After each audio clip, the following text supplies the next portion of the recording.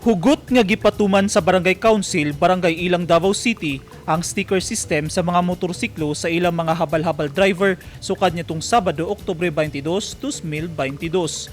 Sumala ni Kapitan Mading Babaw, tumong sa gipatumang sistema nga mailhan dayon ang mga driver ugaling dunay mahitabong krimen nga ilang gikalambigitan. Sanglit niya tumilabayng mga simana, nakadawat og report ang barangay nga dunay usa ka pasahero nga matud pa gilugos sa usa ka habal-habal driver. Buot ni Kapitan Babaw nga maaksyonan dayon ang susamang insidente. Busa, nakadesisyon ang Barangay Council nga ipatuman ang sticker system.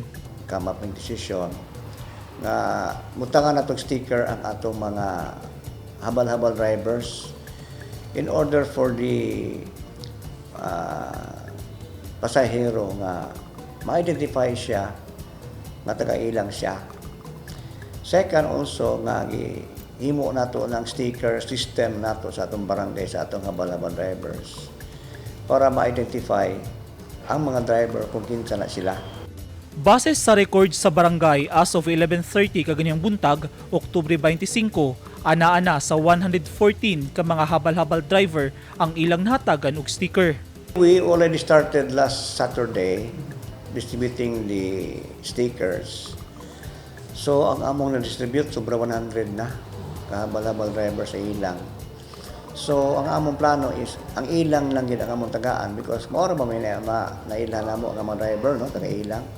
Dugang ni Kapitan Babaw nga ugaling makumpleto na ang pagdikit og sticker sa motorsiklo, wala na ilaing makasulod nga habal-habal driver nga dayo sa ilang lugar. Dunay suspect ang barangay sa gikaingong habal-habal driver nga milugos sa iyang pasahero.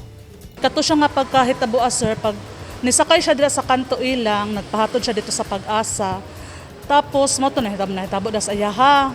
Nanawag dayon ang ilahang silingan sa ako ang nainahitabo mo to giadtuan dayon nako ang area kung asa siya dapat nahitabuan.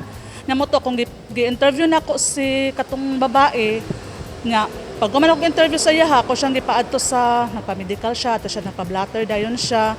Nga maotong pagka human ato pagkaugma na ang iyang medical record tapos ako siyang gipangutana bahin ato na ako'y suspect nga giingon mga driver po nagsalito nga mao gito ang iyang gisakyan. Akong gipakuan sa iyaha na kung mauban ni siya wala daw siya kaila. Wala niya na may ungan? Oo, wala na niya may ungan kay tungod nagmask tapos naka-helmet. Sa karon, ang mga motorsiklo sa mga habal-habal driver lang sa una ang gipangbutangan og sticker sa barangay. Planong isunod nga paskilan og sticker sa barangay ang mga bao-bao ug mga tricycle. Wala pa sir kay na busy ko gapon ta ko nagkuha unta. Duty mo gabi eh. May papag-uli pud nako ba. Karon ko kuha. Oo, dako kay tabang ning sticker kay para lukit dayon wag kinsa ng drivera tong nasakyan natong tawhana og nay mga krimen nga nahitabo. Yes sir, nakakuha na ako sir. Dako kay nag-advantage sa mga sir kay tungod aron unang-una sir nakakuha mig sticker pa alang-alang sa mga safe na mo kay daghang mga hitabo karon ng mga trahedya na madamay-damay mi sir ba nindot ning nananin hatagan mi sa barangay kay para makita or kinsa mga driver na naadiri sa barangay Ilang sir. Suportado sab sa residenteng si Sol ang sticker system sa mga motorsiklo. Sumala niya, dili gyud siya basta-basta mosakay kung dili niya kaila ang driver.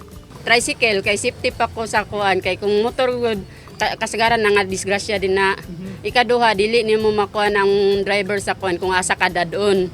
May menton sa tricycle kay klaro man na kaning dili siya kasulod nga gagmayng dalan dito siya tapos kaila na sad namo halos ang mga tricycle driver dinhi.